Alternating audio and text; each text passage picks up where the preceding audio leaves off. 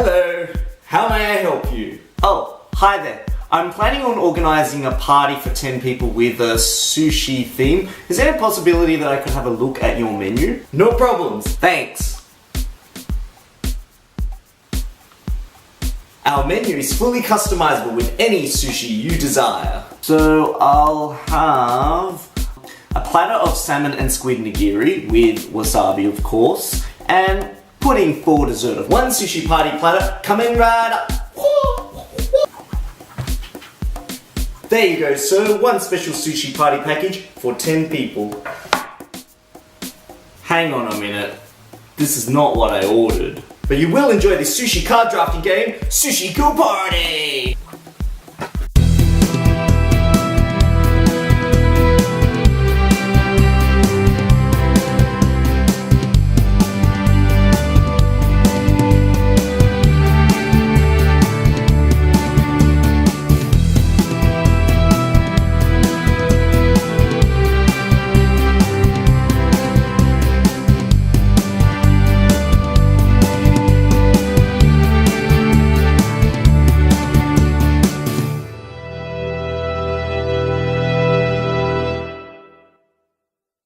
Sushi Go Party is an expanded version of the original card drafting game Sushi Go, where players pick a card, make the best sushi combos, earn the most victory points after 3 rounds in order to win the game. Sushi Go Party is designed by Phil Walker Harding. It's published by Gamewright. It's for 2 to 8 players and plays in 20 minutes. I really like how the fact that the game simulates like you're at a sushi train and you can pick all the sushi that you want. Players construct their menu on the menu board using the rolls, appetizers, specials, and dessert cards that they want to use.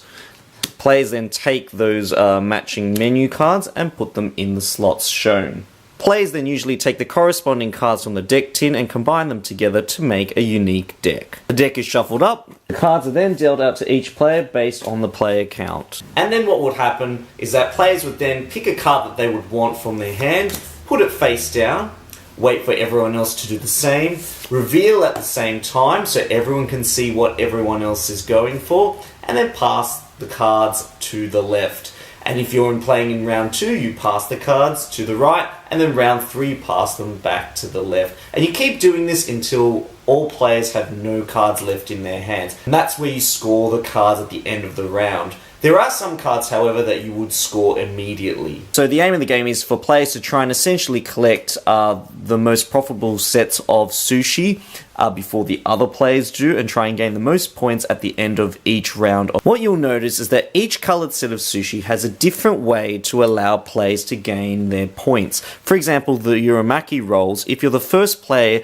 to make 10 or more umaki icons and collect them, you get 8 points. If you're the second place, you get 5. If you're third, you get 2 points. If you look at the onigiri rolls, if you collect 4 different shaped onigiris, you get 16 points. If you collect 3 different shapes, you get 9. 2 different shapes, you get 4. And 1 shape, you have 1 point. There are some tough options that players need to make while they're drafting. Either going for some really fast, quick points at the end of the round when the card count becomes low, or planning long term and trying to make those really big 3-set sashimi, or racing for, the most temaki to get the 4 points. You must make the decision for which sushi you would like to take and not let the sushi make the decision for you. The other strategy that people often need to think about is looking at the adjacent players and seeing what they need in order to complete their sushi sets. Sometimes picking the last card that they need is a really good strategy in itself for allowing you to win and advance your gameplay. Always choose with your heart and not with your stomach. Any dessert cards that are chosen are usually placed to the side and counted and scored at the end of the 3 rounds. So let's see how Sushi Go Party expands on the original game. There are now a plethora of new sushi cards with different scoring effects. For every sushi roll there is, there will always be more. There is now a game board which allows players to record their victory points in real time, but also a customizable menu board which also allows players to draft and create their own menus, creating for a different playing experience each time. The dessert cards are kept separate from the main deck and are added at the beginning of each round depending on the number of players. The rulebook now gives you a series of different suggested starting menus depending on the sort of gaming group you might have. For new players, you use My First Meal. If you liked the original game, you can use the Sushi Go menu. If you want something that's really cutthroat, use the Cutthroat combo. If you have quite a few players, use the Big Banquet. And if you have only got 2 players, this is a suggested setup. So basically, Sushi Go Party gives you more of what you loved about the original game without changing the overall feel to it. So let's have a look at some of the new cards that you get in Sushi Go Party. If you have the Tamaki card, if you have the most points at the end of the round, you get 4. If you have the least, you lose 4. If you have the Umaki cards, the first person to get 10 of these icons gets 8 points, 5 for second, 2 for third. With the Edamame card, you get 1 point per opponent with an Edamame card, so it kind of has this multiplier effect. If you have the Eel, doesn't really taste good the first time you have it, so you lose, but the second time you have it, you really like it, so you gain 7 points. With the Onigiri, you've got to try and collect all the different shapes in order to score more points, so collecting triangles, squares, rectangles, circles. Obviously, if you get all 4 shapes, you get 16 points. 3 shapes, 9 points, 2 shapes, 4 points. Then you have the miso soup. If you're the only one who plays the miso soup, you get 3. If someone else plays at the same time, you're forced to get rid of it. So if you have the tofu, 1 gives you 2 points, 2 gives you 6 points, but if you eat too much tofu, it's not really good for you, you don't like anymore, so you kind of feel full, so you get 0 points if you end up with 3. Timing the actual usage of the tofu card is actually really crucial. You've got the menu card, where you can draw 4 cards from the main deck and choose one that you want and play it, and return the rest. The soy sauce card, you've got the most different coloured backgrounds, you gain an extra 4 points, and the background to this particular card also counts as well. The spoon card is like a fetch card, allows you to fetch for a particular card you might have seen already and ask a player to hand that to you. With the special order card, allows you to copy another card's ability that you've already played during that round. The takeout box is a really useful card to use so that when you flip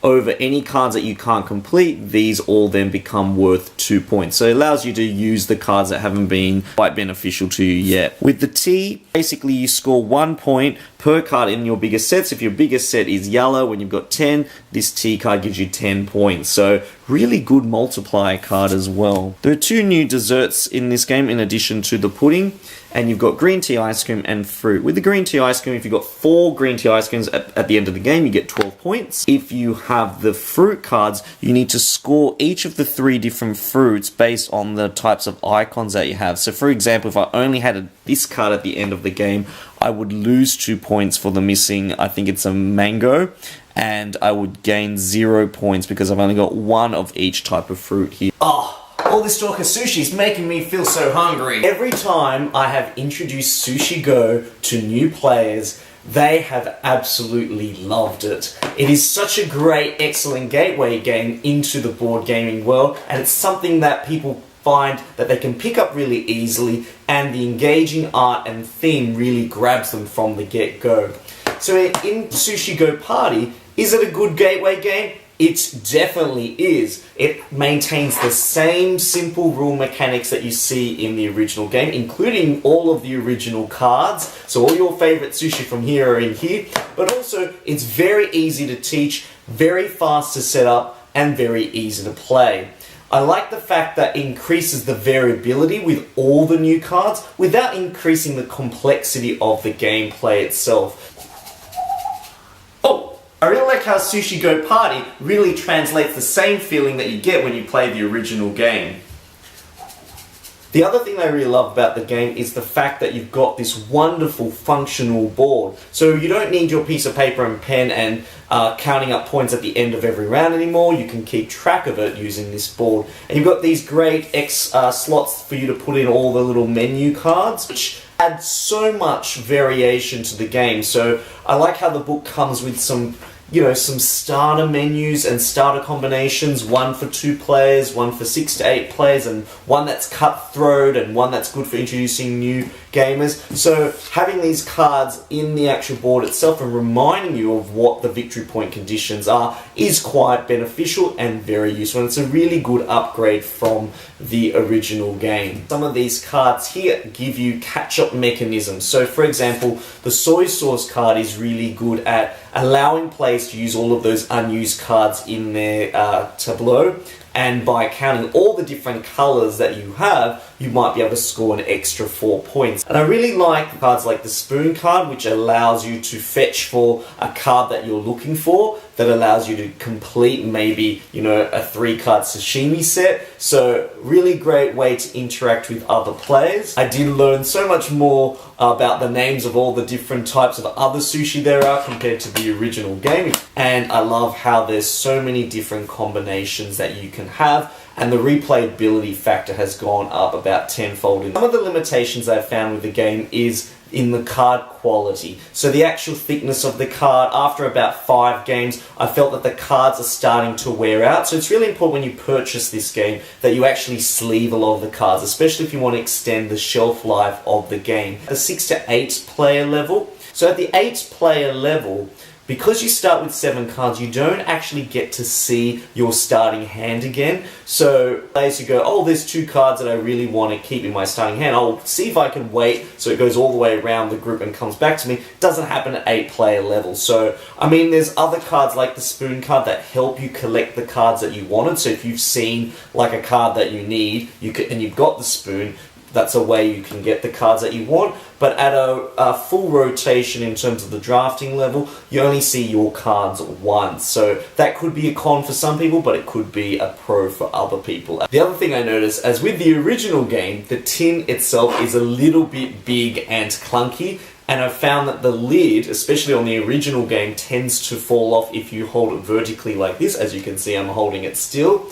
The little insert in the Sushi Go Party box is a little bit fiddly, trying to get all the cards sorted out and then sticking them into the little slots. It can be a little bit fiddly, especially when you're interchanging between games and trying to customize the menu a little bit more differently. There is a little bit more time spent in the setup. There's only, it probably added 5 more minutes to have to sort out the cards, take the cards out, put new cards in. But I do like the fact that you can build your own unique deck from all the cards.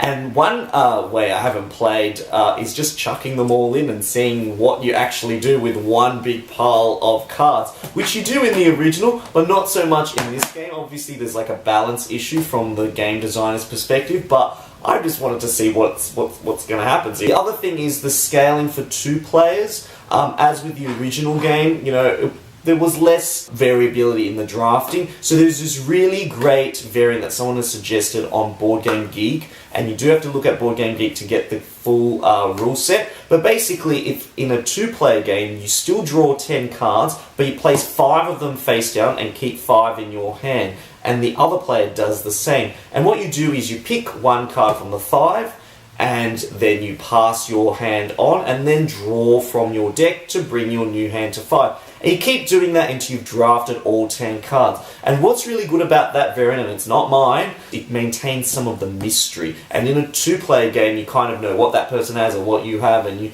kind of just really to and fro. So that variant really adds to the mystery of the games. In considering my final verdict, Sushi Go Party is definitely a worthy successor to the original game Sushi Go. It maintains the fun, fast nature with a little bit more variability without the extra complexity. So, thank you for joining me for another board game review at Board Game Sanctuary. If you really like my videos, please subscribe. I really look forward to giving you more high quality reviews soon. This is Danny signing out. See you again next time.